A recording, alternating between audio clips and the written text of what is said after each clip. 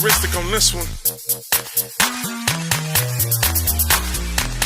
So faded on a track like this, 'cause the music makes me high. And if I only got one more night, I'm gonna leave out loud goodbye. This gonna be.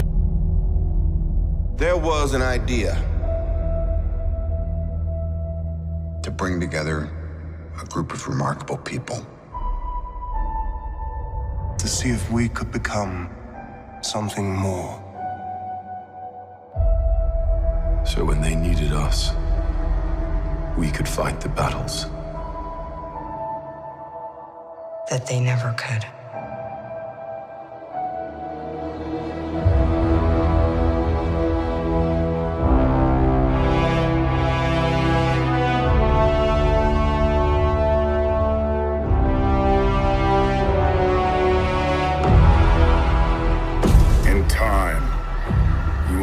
It's like to lose, to feel so desperately that you're right, yet to fail all the same.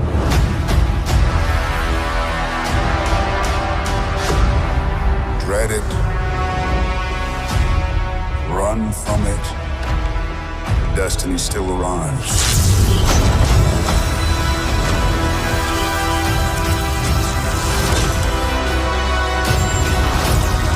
Evacuate the city. Engage all defenses. And get this man a shield.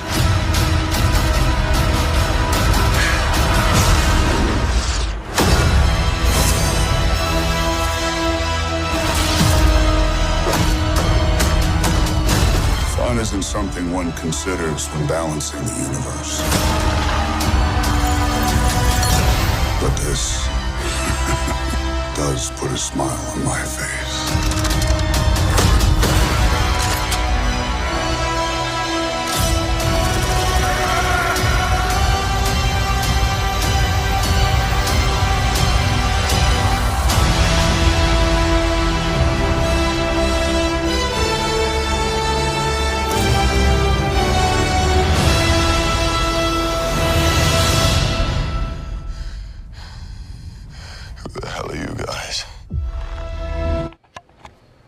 What up, y'all? It's your boy, Mr. Vaughn. Mr. Vaughn's channel, Sweatbox. We back, we live, we active here on the channel. Yes, indeed. And it's time to talk Avengers, Infinity War, spoilers. Yes, there's absolutely no need for me to do a non-spoiler review. What am I going to say? The movie's good. Go check it out. That's the entire video. You can't talk about this movie unless you talk of spoilers. So that's what we're doing. Spoiler review. Full spoilers. It's the last time I'm saying it. Spoiler, spoiler, spoiler. If you ain't seen it, the fuck you doing here? Come on. Let's get into it. Everybody dies. Avengers Infinity War was the red wedding of the Marvel Universe. I mean, not so much because most of these characters should be coming back. But, nah, man, this movie was awesome. 10-year culmination of movies, and it did not disappoint. Thanos was all about that action. He was about that life. He was the best villain Marvel has done. Shouts out to Killmonger. Shouts out to everybody else but no, Thanos is that dude. Thanos is that dude. Anytime you start the movie off by whooping the Hulk's ass so bad that he don't even come back for the rest of the movie, you establishing yourself as that dude. I mean, in the opening scene, he kills Heimdall. He kills Loki. He beats the snot out of the Hulk. And he kills everybody on the Asgardian ship. Although Thor later prefaces the fact that it was only half the people. He did blow up the ship. So where are the other half of the people? But we didn't see Valkyrie or Korg or Meek. So maybe they're with the other half of the Asgardians. I don't know. But all I know is Asgard's hanging on by a thread. At the bare minimum, Thor and Valkyrie are the last Asgardians left. There might be some more. We don't know. That doesn't matter. All that matters is Thanos was wreaking havoc. And I love how the opening of the movie just starts with Thanos wreaking havoc. We don't get the Avengers theme on the opening Marvel opening, we don't get the Avengers theme. No, we get a distress call from the Asgardian ship. It was so awesome. So then we get Banner getting transported down to Earth by Heimdall before Heimdall is murdered by Thanos. I mean, it was so thorough, man. Another one of the most heartbreaking. So, like I said, everybody died. Obviously, but we'll get to that. The thing I loved about this movie was the team ups and all the different meetups. You know what I'm saying? When Banner meets Doctor Strange and Doctor Strange meets Iron Man, and they all meet up in New York, and then the ensuing battle after that, Spider-Man coming in. I mean, and this movie moved at such a breakneck pace. I was really into that. I was really into that. I thought they did a really good job of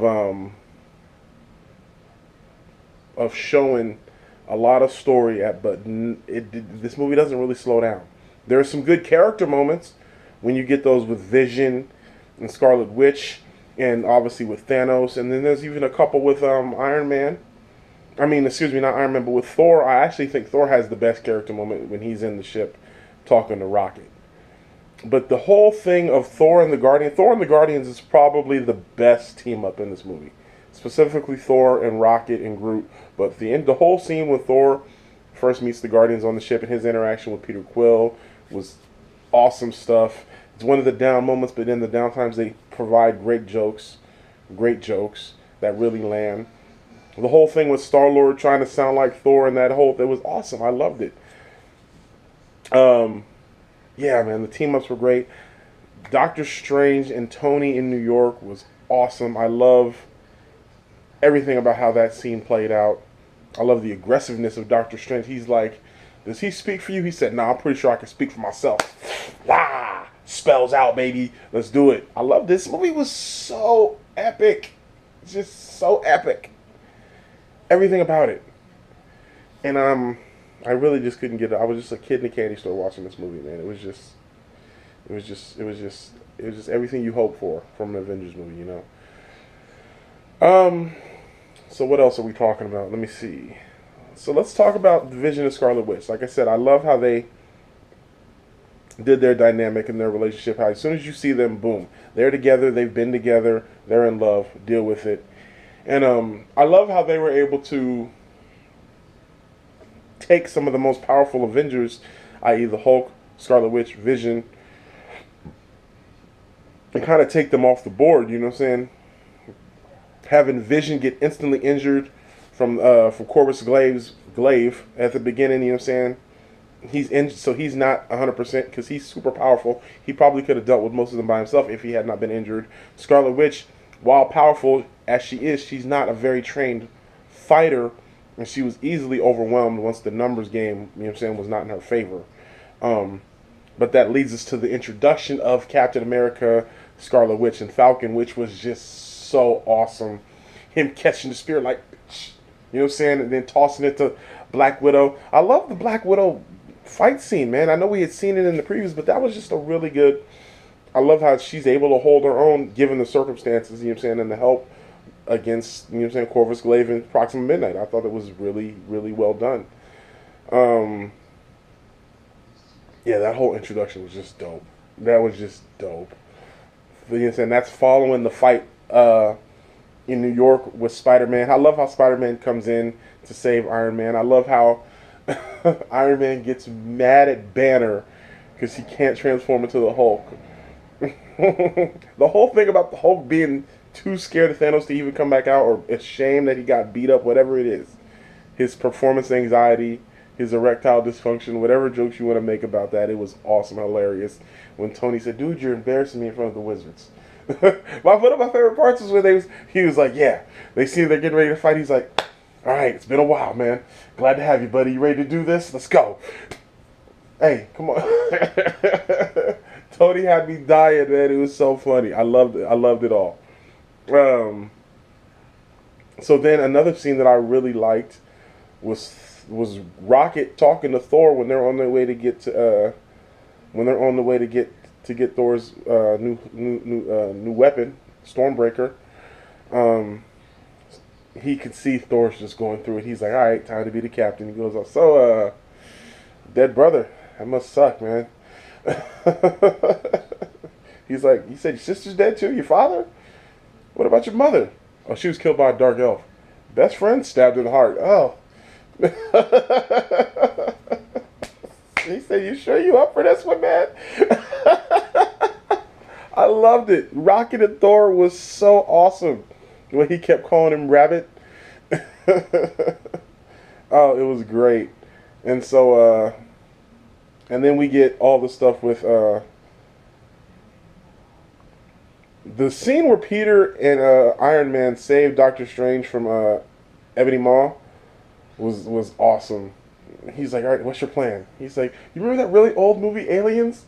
I was like, what are they going to do? And then they did the whole blow him through the airlock. It was great. He said, you're right. You're more powerful than me.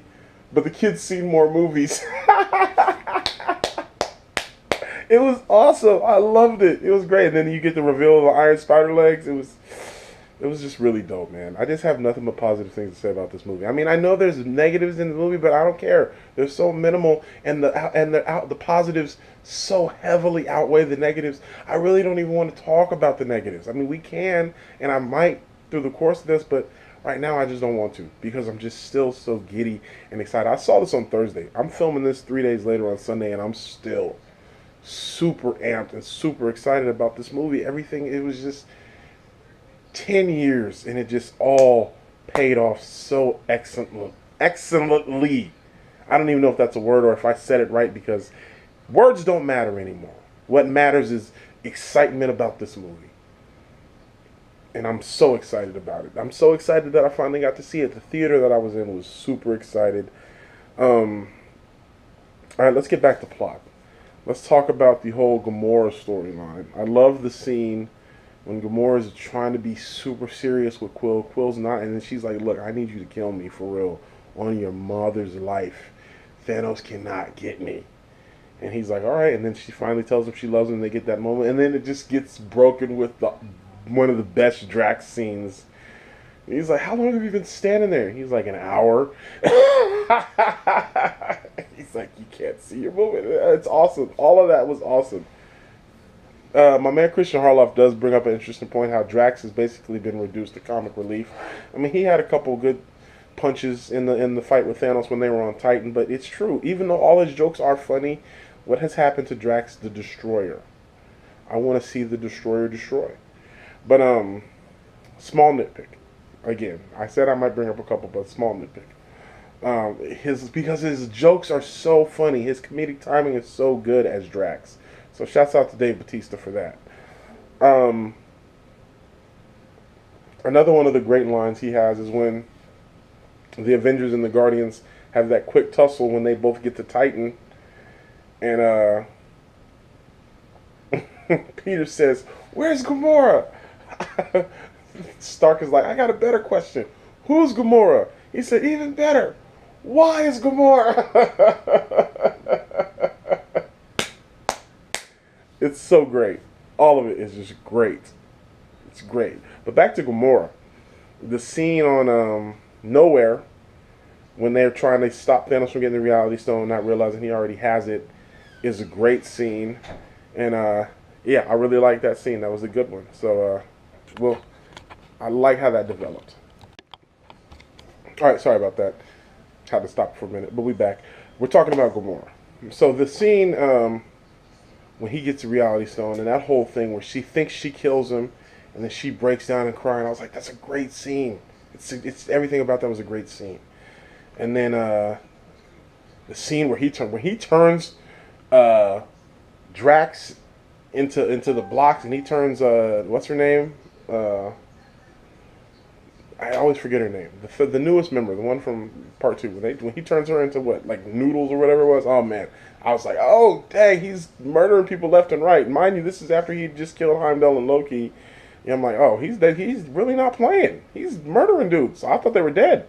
That was a good. So I like that. And then when they came, I was like, okay, that's cool. That's cool. But and then that whole scene with him taking Gamora, and Peter was like, I told you to go right. He was so irritated at the entire situation. He wanted to kill Thanos. I loved it. The Guardians had the best. The entire story arc between the Guardians and Thor. That was some of the best stuff in the movie. It was just some of the best stuff in the movie. When we'll get to that later. So then Thanos taking Gamora to the planet where the Soul Stone's at is another great scene.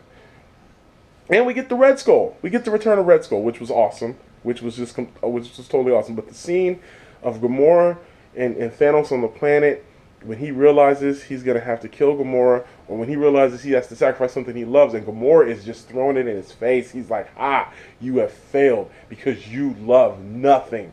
Ha, ha, ha. She's basically just rubbing it in. He turns around and she's got the tear in his eye. She said, oh, what are you, crying? And Red Skull was like, he ain't crying for himself. And then she realizes, she's like, oh, you motherfucker. How dare you go try to say you love me? And now you're going to... Sure enough, he loved her. Tossed her off the cliff, bro. I was like, damn, at this point, when he kills Gamora, I'm like, damn, this movie has no chill. No chill. I mean, he's just Thanos. At this point, Thanos is that dude, and I'm like, there's just no way the Guardians are going to beat him. There's no way the Avengers are going to beat him. This is a wrap. That was such a good scene. So then you get to the scene. So then we get to Wakanda. Let's go to Wakanda. After Cap and those guys save Vision and Scarlet Witch, they go to Wakanda after they meet up with War Machine. And that's all the stuff in Wakanda is great. The scene with Banner getting off the plane, should we bow? Awesome. The scene with Shuri trying to save Vision is awesome. But let's get to the meat and potatoes while we're there. The battle in Wakanda was so epic. I love when the army starts to come to Wakanda and that first one hits the dome and it just explodes and Bucky's like, I love this place because it's got the force field over. Wakanda is so awesome. It's so awesome. Yeah, man. The level of epicness in this movie just kept going up and just kept going up and it just kept going up. And then you get to that ending. So then you get to the fight on Titan when you have Star-Lord, Iron Man, Spider-Man, Doctor Strange, Drax, and Mantis. Thank you, that's her name, Mantis. All trying to fight Thanos. And they actually put up a pretty good fight. They come up with a good plan, which Star-Lord is quick to say it's my plan, where they actually uses Mantis' power to put him to sleep while they restrain him from using the gauntlet, and they try to take the gauntlet off his hand. And it works! The plan was working until Star-Lord finds out that Thanos killed Gamora. And they're pleading with him. They're like, don't lose it, bro. Don't lose it. Don't lose it. And the irony of it was Iron Man who's pleading with him, please don't lose it.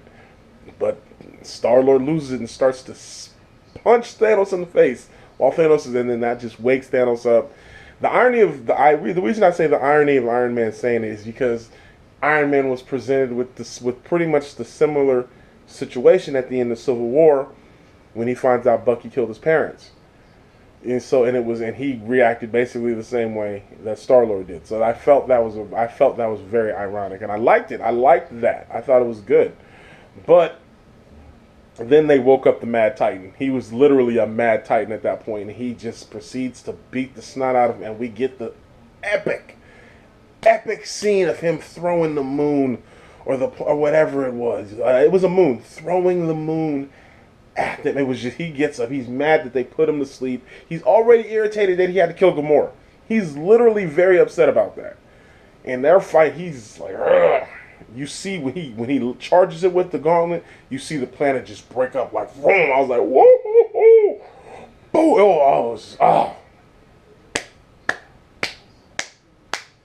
Epicness ensued. It was just so awesome. And then to cut to that and cut back to the Battle of Wakanda, which just had so many. Let's get to the Battle of Wakanda for a minute. Let's talk about all the cool things that happened in the Battle of Wakanda. The number one of them being Thor's entrance into the battle. Okay, hold on. Before I get to that, Thor's entrance into the Battle of Wakanda was epic. It got the biggest cheer of the entire theater. It was so awesome. But I have to bring up the fact of Peter Dinklage playing the dwarf who puts together Thor's weapon. It was awesome, and he had one of the funniest jokes when Thor was about to take the star. He was like, "You do realize you're about to take the full force of a star to the chest. It's going to kill you." He said, "Only if I die." He said, "That's what kills you, me." I was dying. It was so funny. It was so awesome. Peter Dinklage was great. Okay, back to the Battle of Wakanda and Thor's entrance. It was epic. Bring me Thanos, and his power was just, and that axe. It was so awesome. And then you still got the humor that you want in an Avengers movie when him and Captain America are fighting, and Captain America's like, "Oh, I see you got a new haircut," and Thor's like, "I see you're trying to copy my beard, huh?" He said, "Oh, by the way, meet my friend, Tree." Groot said, "I am Groot." Steve Rogers like, "I am Steve Rogers." It was so epically awesome. It just had me laughing and smiling, although not realizing that pretty soon it was just going to be death. Death. So we get back to Titan after the aftermath of Thanos throwing the moon at the Avengers. And Spider-Man saves Drax and Mantis. And then Doctor Strange proceeds to go one-on-one with Thanos in one of the best fights of the movie. Was Doctor Strange and Thanos going at it. Thanos defeats Doctor Strange, and then Iron Man goes up and puts up a pretty good fight, given the fact. And I love how the thing I liked about the Iron Man Thanos fight was they made it a level playing field because Iron Man kept preventing Thanos from using the gauntlet. Every time Thanos used the gauntlet, he was clearly overpowering Iron Man. But Iron Man was able to prevent him two or three times in the fight. And he cut him. He made him bleed, which led to the best line from Thanos. All of that for one drop of blood. And then he proceeded to take him apart. And then when he stabs Iron Man through the midsection, I'm like, oh, he's done. He's done. I thought he was done. He just sets him down, puts his hand on his head. He was like, "You've earned my respect, Stark." And I'm serious. I thought he was done. And then Doctor Strange saves him, gives him the Time Stone, which leads us to the fact that I feel like when Doctor Strange moved forward in time and saw the 14 million, I believe it was 14,605 outcomes, and we only won one. Obviously, that's the one where we win, where he saves Tony and gives up the Time Stone. And Thanos basically completes his mission. Let's be clear. Thanos wins. Thanos wins. At the end of this movie, Thanos wins. He snaps his finger, kills half the Earth, kills half, not just half, kills half of the universe. And that's basically how the movie ends. I'm going to get to how the movie ends because I'm very upset about it. So once he gets the Time Stone, he leaves, and the Guardians and the Avengers realize, oh shit, we just lost. And then he goes to Wakanda, and that's when it just all goes bad. At this point, you have the Avengers who are basically winning. The Avengers have basically won. The battle's being wrapped up. Thor, with his Thor and those, he turned the battle, so they basically won it. But now Thanos is there, and the battle does not go well. All the Avengers: Captain America, War Machine, Falcon, Black Panther, Okoye, Groot, Scarlet Witch. Scarlet Witch, Black Widow. All of them get decimated by Thanos in that last fight. The only one who doesn't is Thor. But Thor is not there. He can't get there fast enough. So Scarlet Witch kills Vision to destroy the Mind Stone and to prevent Thanos from getting it, only to have Thanos walk right past Scarlet Witch, use the Time Stone to bring Vision back to life, only to kill him again by ripping the stone out of his head. It was the most craziest thing. I was like, God damn, Thanos is really on his murder game right now. I mean, they killed Vision twice in the span of 2 minutes. It was tragic, so tragic. He puts the Mind Stone in the gauntlet, completing the gauntlet, becoming the most powerful thing. When Thor throws Stormbreaker and the biggest bolt of lightning I've ever seen through Thanos' chest. Thanos is dying. He's on death's door. Thor walks up, drives the rest of the hammer/axe through Thanos' chest, grabs him by the back of the head and says, "I told you you would die for that." And Thanos is dying. He's done. He's done. But he's not dead yet. And he lifts his head up and says, "You should have aimed for the head." It was so epic. Then you get to the cutscene of him talking to young Gamora. She's like, "Did you do it?" He was like, "Yes." "What did it cost you?" "Everything." And then you cut back and the gauntlet has been melted. The gauntlet is ruined, but it still works as he uses it to portal out of there. And Thor's axe falls out of his chest covered in his blood. It was just, I'm like, man. And then you start to see everybody die. First you see Bucky.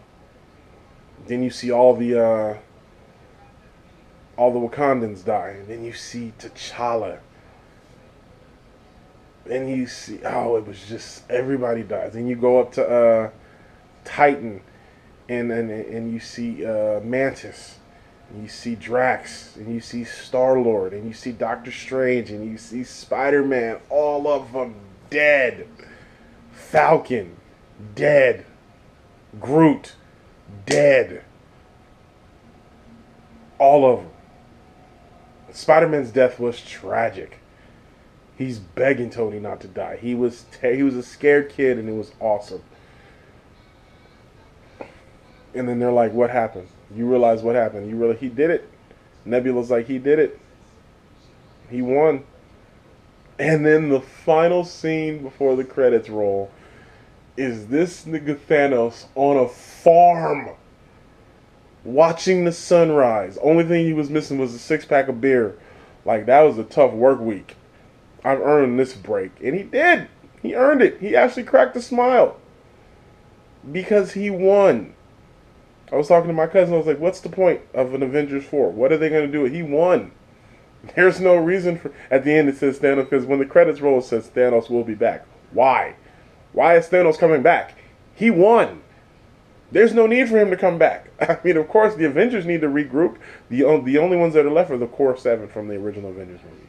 You have Banner, Thor, Iron Man, Black Widow. Hawkeye, we assume, is still alive because he's not in the movie. War Machine is still alive, and Groot is still alive. So, yeah. Thanos wins. This movie was awesome, man. This movie was awesome. It's time to score it. It's time to score it. I'm going super high. This movie's getting a 9.2 out of 10.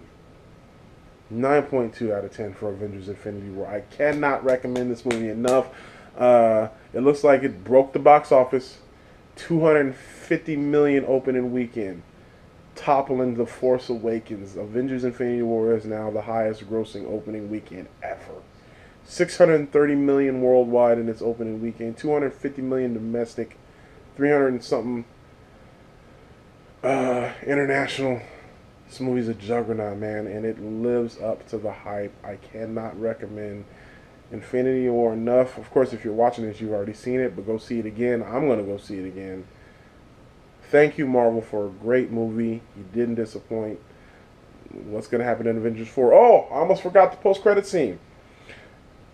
Nick Fury dies and Maria Hill dies. In the post-credit scene, it shows them driving around the city and the apocalypse or the rapture, whatever you want to call it, the finger snap is killing everybody around them, and they're seeing it. Planes, helicopters are crashing, cars are crashing.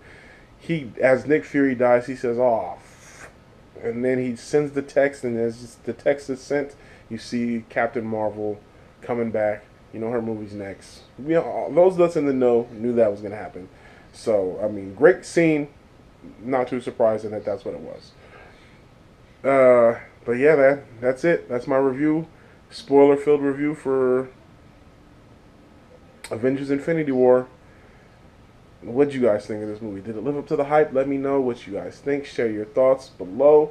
And as always, make sure you like, share, and subscribe to the channel. You know how we do, baby. Yeah. Until next time. Peace. Mr. Fine. 100, y'all. Sweatbox. Let's go.